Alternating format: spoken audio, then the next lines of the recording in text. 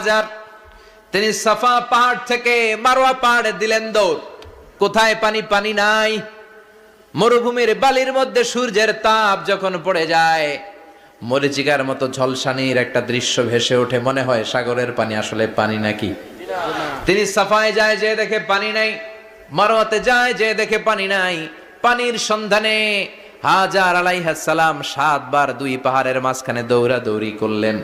ওই পাহাড়ের মাঝখানে এই মহিলার পায়ের ছাপ লেগে গেল।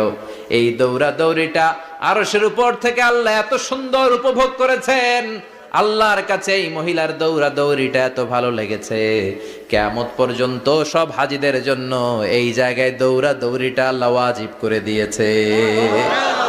এই জায়গায় দৌড়াদৌড়ি না করলে হজ হবে না, উমরা হবে না। এই দৌড়াদৌড়িটা, মহিলাটার স্যাক্রিফাইস, হৃদয়ের আবেগ আর ভালোবাসাটা আল্লাহর কাছে এত পছন্দনীয় হয়েছে, কিয়ামত পর্যন্ত আল্লাহ চান সবাই